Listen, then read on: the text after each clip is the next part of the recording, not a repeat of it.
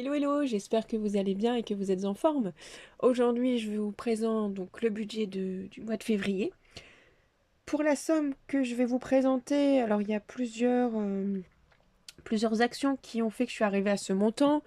On a une partie du 13e mois, on a une partie d'une prime. J'ai également une deuxième prime qui vient s'additionner, qui arrive en janvier, parce que je bloque un lot de congés. Et également de la suractivité, des heures supplémentaires qu'on a effectuées. Donc au total, j'ai un revenu qui s'élève ce mois-ci à 3 293,19 €. Je vais le mettre assez grand, hop, pour que ce soit visible.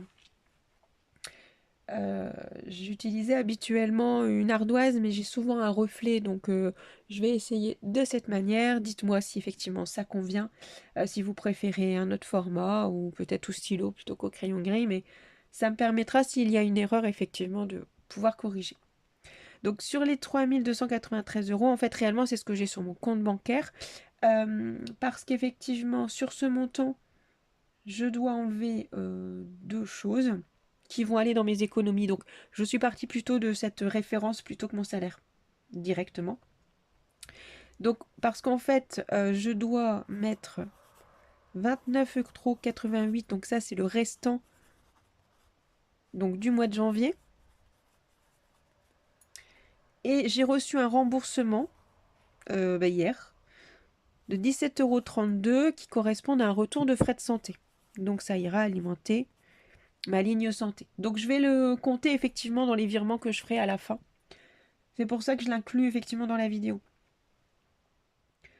Pour le mois, alors avec toutes les factures ou les différents frais et que la marge que je me laisse, j'estime que j'ai besoin de 1 558,05 €. Ça sera pour mon mois, pallié aux factures, aux loisirs, etc.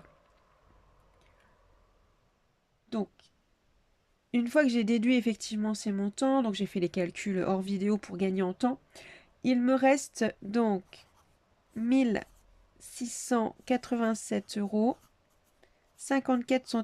que je vais diviser en 3. Enfin, que je vais répartir plutôt en 3 parties.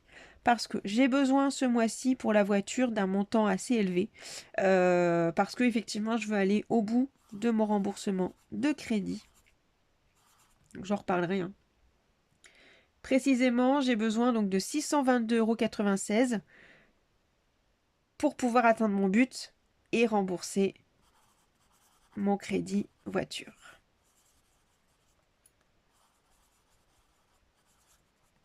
Tout. Ensuite, j'ai besoin de 500 € pour un projet. Je suis encore en étude de ce projet, donc je ne vais pas m'avancer sur les détails. Et donc, il me reste, une fois que j'ai déduit donc, ces deux sommes, 564,98 €. Donc là, c'est ce qu'il me reste en économie que je vais pouvoir placer sur mes différentes lignes. Alors moi, j'appelle ça des lignes d'économie parce que c'est un cahier. Moi, mon argent est au compte bancaire, hein, donc enfin, dans un livret plus précisément.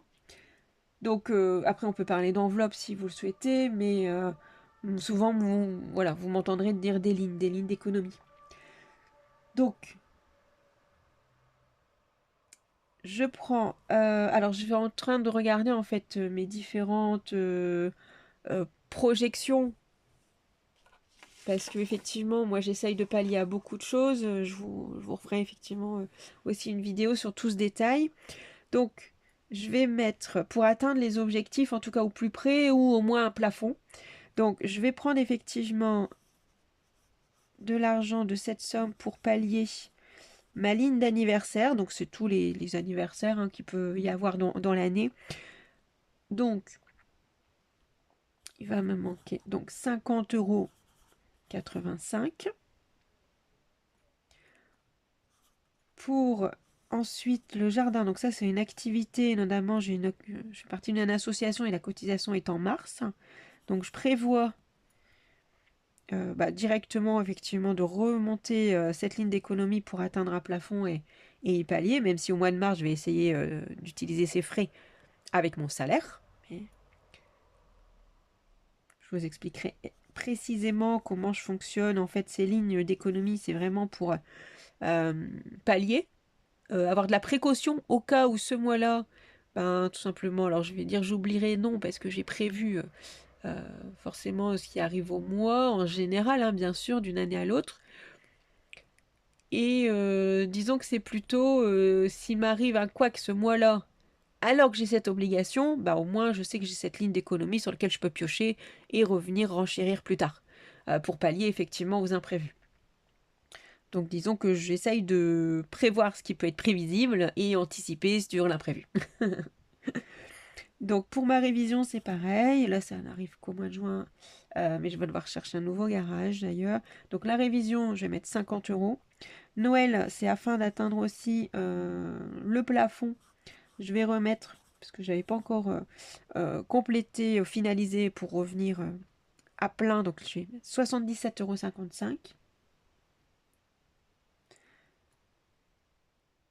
Je suis en train de mettre aussi de côté pour un ordinateur. Le mien devient assez galère et c'est compliqué malgré des manipulations.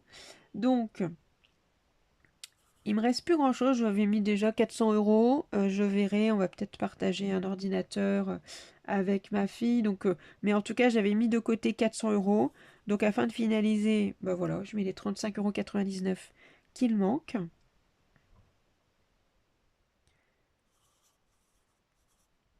En gaz, c'est pareil. Donc, ça, c'est au cas où un jour j'aurais besoin de piocher sur un. Comment on appelle ça? Suite à au bilan qu'ils font en fait chaque mois. Enfin, et surtout l'annuel, et afin effectivement, malgré le prévisionnel, voilà, d'anticiper une somme pour régularisation. L'électricité, ben moi je mets 18 euros, pareil, au cas où l'échéancier, enfin à la fin de l'échéancier, j'aurai une surprise. De temps en temps, je regarde effectivement l'application pour savoir si je suis assez dans les clous au niveau de la consommation. Mais j'admets que j'ai pas l'impression de changer beaucoup mes habitudes d'un mois à l'autre et que malgré tout, voilà, on a toujours des ou plus ou un peu moins. Donc c'est un peu compliqué, je trouve, d'être au plus juste. L'eau, alors j'ai également commencé un, au cas où hein, il y aurait une fuite d'eau, c'est vrai que c'est rare qu'on s'y penche. Et je me dis, bah pourquoi pas, puisque de toute façon, je mets de côté pour le gaz, l'électricité, bah logiquement, ce qui vient après, c'est l'eau. Donc c'est pareil. Et puis je me dis, une fuite d'eau, ça peut toujours arriver à quelqu'un. Hein, donc, il y a des eaux, je connais. Donc forcément, là aussi, j'essaye de pallier. Donc je vais mettre 56,90 €. En achat, alors ça, un achat, enfin les achats, pardon, parce que j'ai quand même mis un S, c'est au cas où à un moment donné j'aurai un coup de cœur, un besoin, ou au-delà d'un coup de cœur, un besoin qui s'impose alors que je ne l'avais absolument pas prévu, ou tout simplement un besoin pour l'école, un besoin que me demanderait ma fille, et voilà, que j'aurai à piocher. Et surtout quand on pioche, alors comme moi j'ai un travail sans, enfin, j'ai une gestion au mois, j'admets qu'à la fin du mois, forcément, et il peut y avoir une petite somme hein, qu'il reste sur mon compte, donc tant qu'à faire, j'aimerais bien la conserver. Et surtout, en général, en fin de mois, je n'ai pas assez pour pallier à des grosses dépenses. Donc, je me suis fait effectivement une ligne achat. Et donc, je mets un 44,59 € pour à peu près, si je ne me trompe pas, arriver sur 100 euros. Et enfin, ligne super importante, parce que j'ai souvent des frais. Donc là, on est sur 105,10 € pour pouvoir effectivement pallier au maximum. Et puis voilà, le mois suivant, je terminerai toutes mes lignes. Alors, terminerai, non. Je terminerai les plus petites lignes d'économie. Et après, une fois qu'on aura remboursé ce crédit, voilà, je referai un plan de bataille, je réalignerai effectivement mes besoins, là où je dois finaliser mes lignes de précaution.